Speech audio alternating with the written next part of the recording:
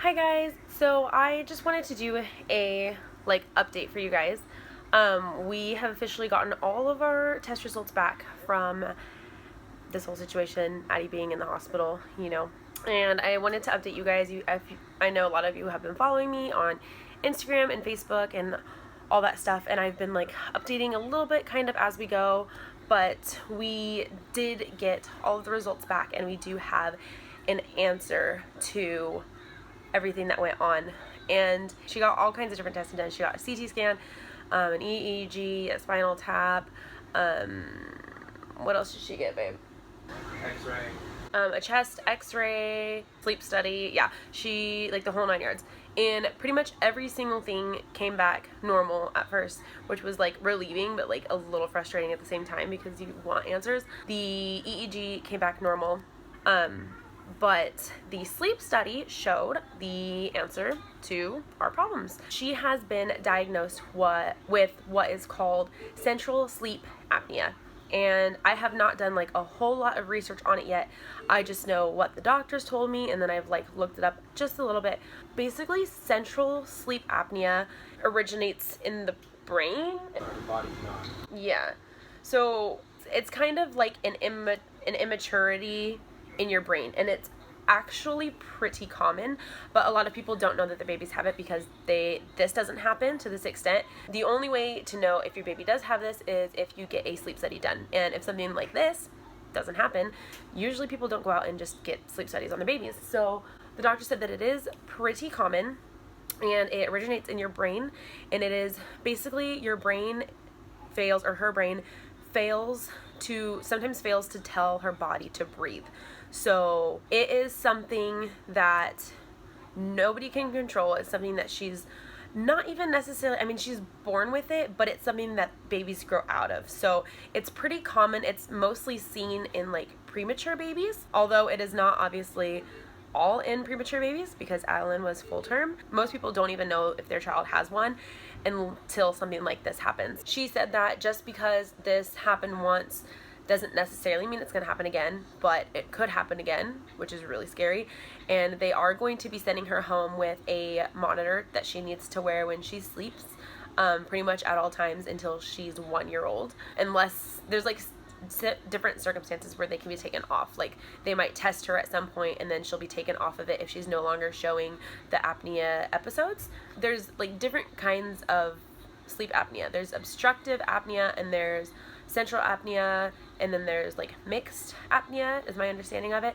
And so the obstructive apnea is when something is actually blocking your throat, like tonsils or something, and the central apnea is a brain thing, when your brain just forgets to tell your body to breathe, right? Who needs that? So this video is gonna be all over the place. I'm trying to gather all my thoughts, but things to look out for that I had never even thought to look out for are snoring. Adeline snores, and although she said that for her, in her actual sleep study, it didn't show that her snoring was affected or a part of the apnea, but it can be.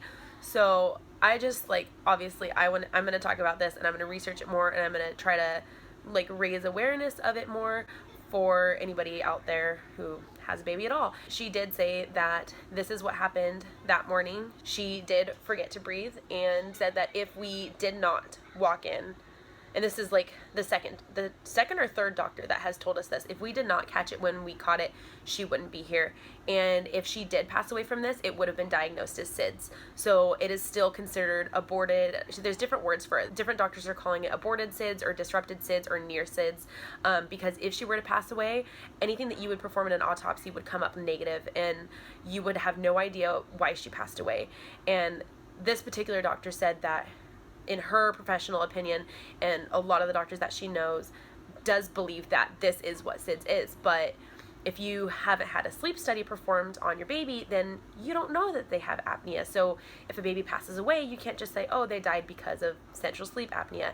You have to classify it as we have no idea, because nothing's going to come up in a test, although this is the thing that seems to make the most sense. So a lot of people think SIDS is positioning, or a baby being suffocated or something, and that's a totally different, suffocation is its own thing. SIDS is just when a baby passes away and the autopsy comes up with no answers, and this is a case where If we did not find her, she would have passed away, and if they did an autopsy, they would have said, we don't know why. And since we did catch her and they did run tests and they were able to find out why, she said that she has seen babies like do this before and they have been caught at the right time. It's not as common as babies who just pass away in their sleep because their brain fails to tell them to breathe, but it does happen. And this is what SIDS is, and it's something that nobody knows about, nobody can prevent, nobody can even necessarily see. I would highly recommend everybody take an infant CPR class. Thank God Chris knew what he was doing to the extent of being able to bring her back. We are both taking a CPR class tomorrow morning, and I highly suggest anybody who is around kids at all take an infant CPR class. We could not have prevented it from happening, and we cannot prevent it from happening again. We can only make sure that we strictly monitor her and just be aware that it's happening every single night pretty much, and it obviously not to this extent. The majority of babies, I'd assume, that have it don't have these crazy episodes with it where it gets to the point that they are not breathing any longer, and if they did, then that would be the case that you see as SIDS. But every night she does have these episodes, which is why the sleep study was able to catch that. She doesn't stop breathing for that long every single night. Like, this isn't going to happen every single night, but it does happen for short periods of time, which is why the monitor was able to pick that up during the sleep study. And since then, since we've been here for the past 4 or 5 days, she's been constantly hooked up to monitors, and it has not happened again. So it's just a matter of how long before the brain decides, or the body realizes, that it's no longer receiving oxygen. Your brain will forget to signal your body to breathe, and then most of the time your body will just go, hey, you're not breathing, and then start breathing again.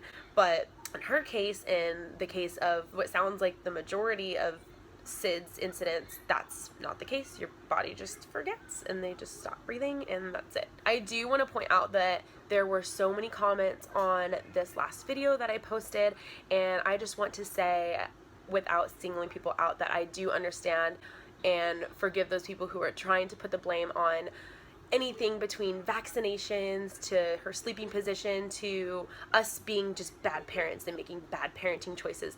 But I just have to say that this was something that was not preventable. This is something that nothing caused. Nobody caused this. Nobody saw this happening. It's completely normal for people to want to blame something. They just want something to be the answer, because if they can justify it being vaccinations, or, oh, she was just sleeping on her tummy and that's why it happened, or whatever you may have it, then in their head it can't happen to them and it can't happen to their baby.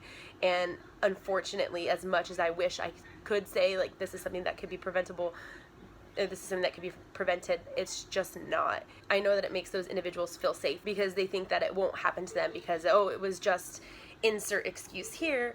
But everybody really needs to be careful, and they need to just be aware that this does happen very frequently. There were so many people, and it just breaks my heart reading the comments on that video of people who have gone through this and they lost a child due to SIDS, or they lost a loved one due to SIDS, and it absolutely breaks my heart. And when people are going out there like attacking, saying, oh, it's because of this, that, or whatever, bad parenting choices, and you just have to be considerate of people's feelings, because it's nobody's fault. It's nobody's fault. If you had a child that died from SIDS, it's not your fault. I just wanted to put this out there. I think I covered everything. I'm still learning more about this every single day. Like I said, Addie is definitely going to be on a sleep monitor probably until she turns 1, and if I get any more information, which we've kind of wrapped it up, we've found the problem, and at this point we just kind of are going to take precautions, and there's no more like testing to be done. So we are supposed to be discharged tomorrow,